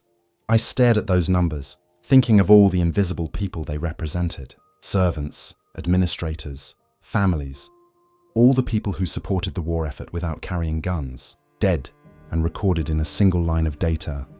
You shouldn't be looking at that. I turned to find Captain Thorne, one of the Crusade's logistics officers, standing in the doorway. I immediately stepped back from the table, My apologies, sir. I saw the screen was active and was about to secure it. He walked over and shut down the data slate. Those reports aren't for civilian eyes. No, sir. He studied me for a moment. You're Cadian, aren't you? I can tell by the eyes. Yes, sir. Then you understand what those numbers mean better than most. He picked up the data slate. We try to protect the convoys, prioritize civilian safety when we can. But in war, choices have to be made. Resources are finite. Sometimes non-military personnel become acceptable losses. Category 4, I said quietly. His expression shifted, something like discomfort crossing his face. That designation was Cadia specific. We don't use it in the Crusade, but the principle remains. When resources are scarce, some lives are deemed more valuable than others. That's reality. I don't like it, but I don't have the luxury of changing it. He headed for the door, then paused. For what it's worth, servant, the work you and others like you do keeps this entire operation functioning. Someone should acknowledge that more often. After he left, I stood alone in the conference room, thinking about acknowledgement, about value, about all the invisible people who served and died without their names ever mattering to anyone beyond their immediate circle. That evening, I called together the Cadian servants for an emergency meeting in our common room. 43 of us had started on the phalanx. We were down to 38 now, 5 lost to accidents or illness over the years. But 38 was enough. We need to start recording, I said without preamble. Names, stories, memories, everything we know about Cadia, everyone we knew who died there. We need to write it down before it's forgotten. Why? Jenna asked. Who would care about servants' memories? We care. And maybe that's enough. I pulled out a data slate I'd requisitioned. History is written by those deemed important. Generals, heroes, leaders. But history isn't just battles and strategies. It's the people who lived through it, who maintained the world while others fought. Our memories matter, even if no one else thinks so. Torin nodded slowly. A memorial for all of us who were Category 4. Not just Cadian servants, I said. All of us. Every servant, every clerk, every civilian across the Imperium who keeps civilization running. We're an invisible legion, millions strong, and we deserve to be remembered. We began that night. Each of us shared what we remembered, and I recorded it all. Names of people we'd known, descriptions of places that no longer existed, small moments that had seemed insignificant at the time, but now felt precious beyond measure. Jenna described her grandfather, who'd worked in the manufactories for 60 years and could identify any textile by touch alone. Torin talked about his mother's recaf blend, a secret recipe passed down through 4 generations. I spoke of Marissa, her kindness and courage, her prayers in the deep cellar. We recorded hundreds of stories over the following weeks, creating a document that grew to thousands of pages. It wasn't official history, wouldn't be taught in scholars or recorded in imperial archives, but it was true and it was ours. Word of our project spread. Other Cadian refugees aboard the phalanx, not just servants but soldiers and civilians of all types, asked to contribute. The document grew, becoming a memorial not just to servants but to Cadia itself, to the planet, and people who'd stood for 10,000 years. One day, 6 months into the project, I was summoned to an office I'd never entered before. The chamber of Captain Helwart, the phalanx's master of the household, the officer responsible for all civilian operations aboard the fortress monastery. I entered with trepidation, expecting discipline for some infraction I wasn't aware of. Instead, Helwart, a grizzled veteran with augmetic eyes, gestured to a chair. Sit, Maren Vehl. We need to discuss your memorial project. My heart sank. If we've violated regulations, you haven't. In fact, Chapter Master Thraken himself has reviewed excerpts. He found them illuminating. I stared at him in shock. The Chapter Master of the Imperial Fists had read our memorial. Helwart leaned back in his chair. The Adeptus Astartes understand better than most that war is not won by warriors alone. Logistics, support, infrastructure, all are vital. Yet we also recognize that those who provide such support often go unacknowledged. Your memorial addresses that oversight. I don't understand, sir. The Chapter Master has authorized your project to be formally archived in the Phalanx's historical records. More than that, he's ordered that copies be distributed to other ships in the Crusade fleet to encourage similar projects. Your invisible legion, as you call it, will be remembered. The words didn't feel real. Everything I'd been taught, Everything I'd experienced told me that servants didn't matter enough for such recognition. Why? I asked. We're just civilians. Category 4. Helwat's expression hardened. That designation was always flawed. Value cannot be measured by immediate military utility alone. A civilization that does not honor those who maintain it is not a civilization worth defending. He stood. You are dismissed, Section Supervisor Vehl. Continue your work. Make sure every story is preserved. I left his office in a daze, returning to my quarters to process what had happened. That evening, I shared the news with the other Cadians. The reaction was mixed. Joy, disbelief, and for some, anger that recognition had come only after so much loss. It doesn't bring them back, Jenna said quietly. Doesn't change that we were deemed expendable. No, I agreed, but it means their lives won't be forgotten. That has to count for something. The memorial project consumed my free time for the next year. We expanded beyond Cadian stories, inviting servants and civilians from across the Crusade fleet to contribute. The document grew to over 10,000 pages, a testament to the invisible millions who supported the Imperium's wars. I turned 22, then 23. The Crusade in the Nachmund Gauntlet continued, victories and defeats measured in worlds gained and lost. The Phalanx sustained damage in a battle near the Hadria cluster, requiring months of repairs. 16 civilians died when a section decompressed, including 2 of our Cadian group. We added their names to the memorial, along with descriptions of who they'd been, what they'd meant to those who knew them. The document became a living thing, constantly growing, constantly evolving.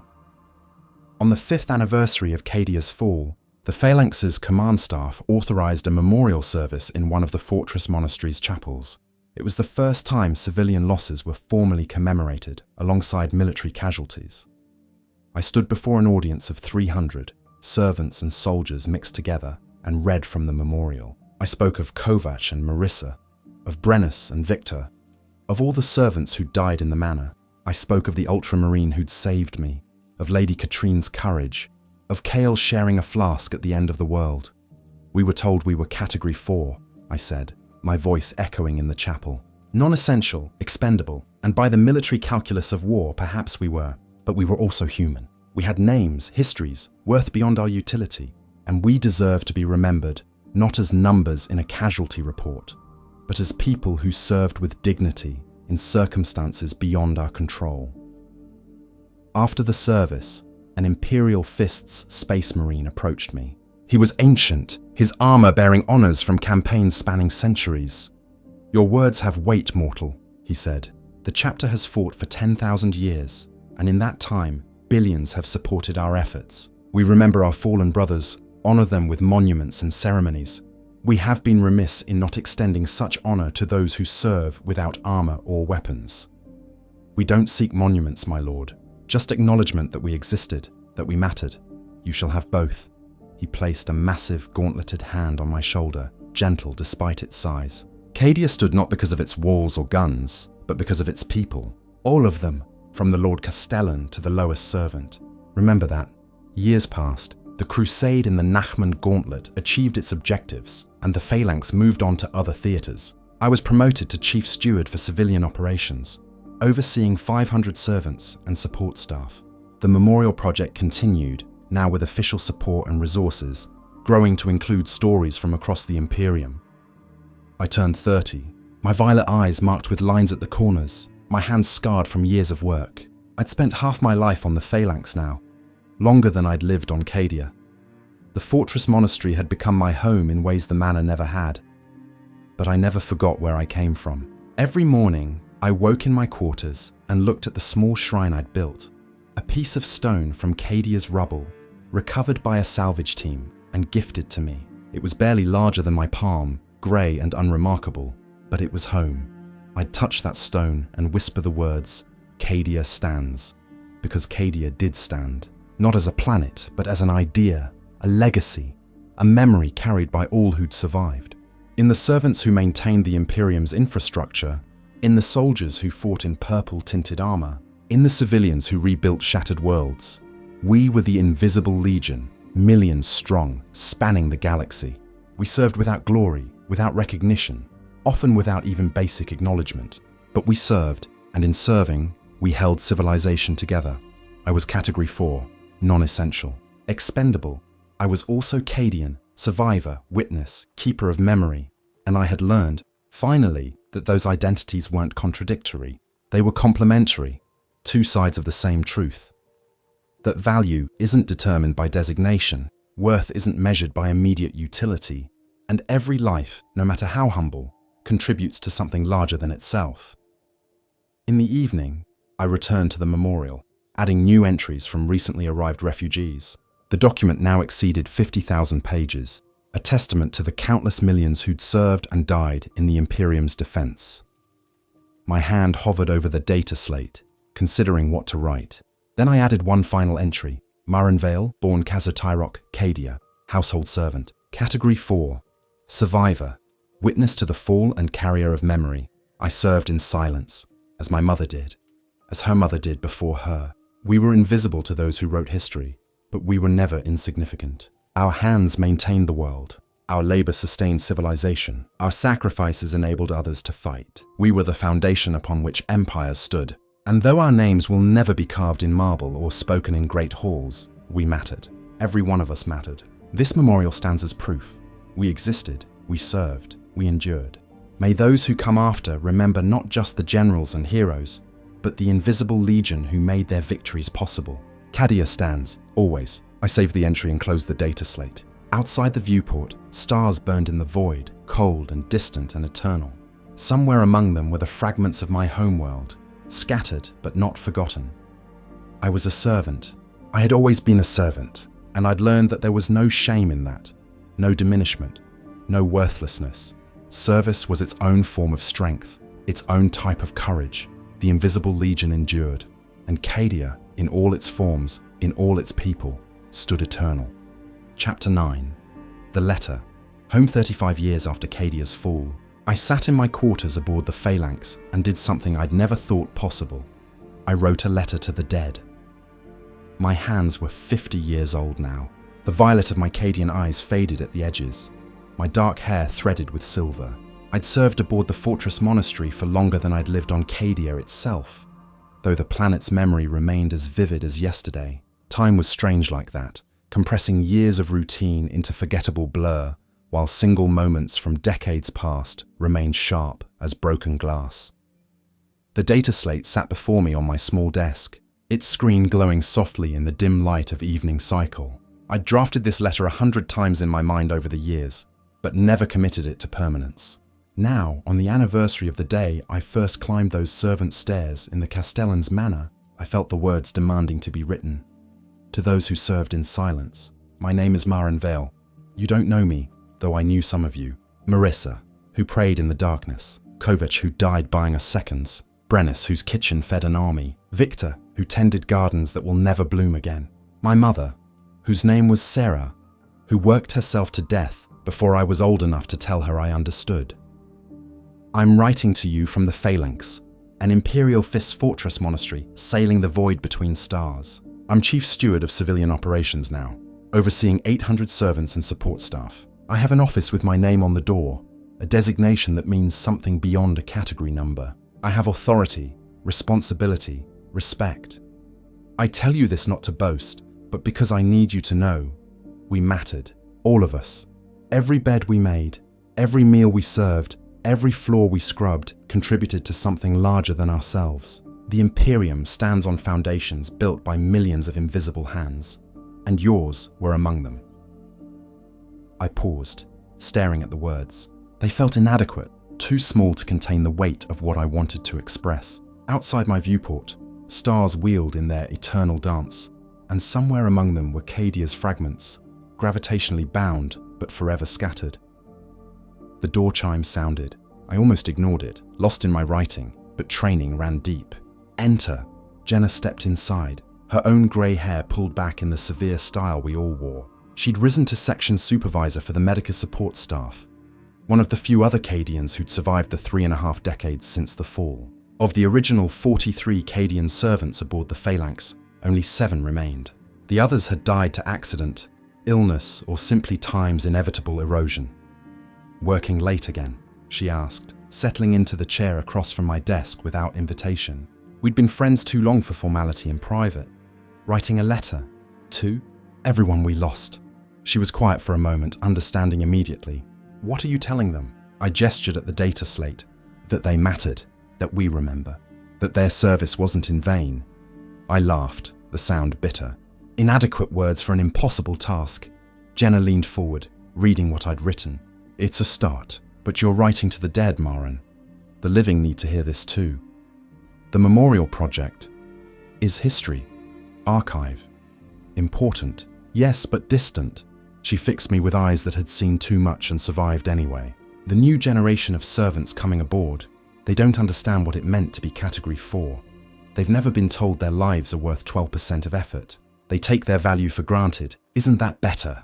Maybe. Or maybe they've forgotten that respect must be maintained, that dignity must be defended, that invisibility is a choice society makes, not an inherent truth. She stood, moving to the viewport. We're dying, Maren. The Cadian survivors, I mean. Another decade, maybe 2, and we'll all be gone. Who carries the memory then? The question hung in the air like smoke. I turned back to the data slate, reading what I'd written, considering what I hadn't yet said. You should know what came after you died. Cadia broke. The entire planet, shattered into fragments that still orbit where our world once stood. Billions died in moments. The fortress world that had stood for 10,000 years fell in days. But Cadia didn't end. The survivors scattered across the Imperium, carrying our world within us. Guardsmen reformed their regiments on new worlds, training recruits in our ways. Civilians rebuilt lives in unfamiliar places, bringing Cadian discipline and resilience wherever we went. And servants, those of us deemed unworthy of evacuation, those of us who survived by accident or miracle, we became something unexpected. We became witnesses, keepers of memory, voices for those who died without anyone recording their names. I started a memorial project 5 years after the fall. A simple thing at first, just recording names and stories of the servants we'd known. It grew. Thousands of pages, then tens of thousands. Stories from across the Imperium. From every world where servants maintained the machinery of civilization while others fought. The memorial has been archived in 17 fortress monasteries, 23 Navy capital ships, and 41 planetary libraries. It's taught in some scholars now, used to train new servants in the history of their profession.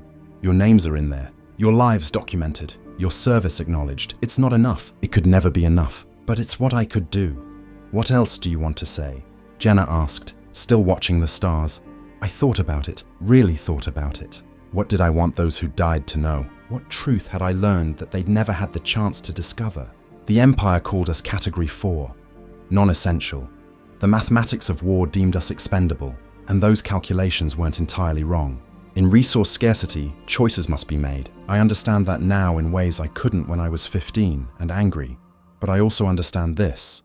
Worth and utility are not the same thing. A life has value beyond its immediate function. You had value, not because of what you did, but because of who you were. Individuals with histories, personalities, dreams that extended beyond your service. The Imperium is vast and cruel, and often blind to those it crushes beneath its grinding mechanisms. But within that system are moments of grace, instances where someone recognizes humanity in unexpected places. A space marine who apologized for failing to save Cadia, a logistics officer who acknowledged our work, a chapter master who ordered our memorial preserved. These moments don't redeem the system, don't justify the casual expenditure of lives deemed non-essential, but they prove that change is possible, that recognition can be won, that invisibility can be challenged. I'm 50 years old now. I've served longer than my mother did, longer than her mother before her. I've seen things she never imagined. The void between stars, fortress monasteries the size of cities, wars fought across sectors. I've risen higher than any servant in our family ever did, and I've learned that the highest achievement isn't rank or recognition. It's this: remembering those who came before, honoring their service, and teaching those who come after that dignity isn't granted by authority. It's claimed by those brave enough to demand it. You served in silence, but you will not be forgotten in silence. Your names are recorded, your stories preserved, your lives acknowledged. Cadia fell, but Cadia stands. In memory, in legacy, in every one of us who carries that world forward. I hope, wherever you are, you found the peace we were denied in life. I hope you know that you mattered, that you still matter, that your service echoes forward through time in ways you never could have imagined. With respect and remembrance, Maren Vehl, Chief Steward, Civilian Operations Phalanx, Euro-35 M42, formerly of Casa Tirok, Cadia Category 4, I saved the letter and added it to the memorial archive. One more voice among tens of thousands. Jenna was right. The living needed to hear these words too. Tomorrow, I'd share it with the new servants during their orientation. Let them understand the history they'd inherited. But tonight, it was enough to have written it, to have said the things I'd carried for 35 years. The dead couldn't read my words, but I'd spoken them anyway. Sometimes witnessing was its own purpose, remembrance its own justification. Outside, the stars continued their ancient dance, indifferent to human concerns, and I sat in my small quarters, a servant still, keeper of memory, carrier of a world that existed now only in the hearts of those who'd survived. Cadia stood, forever.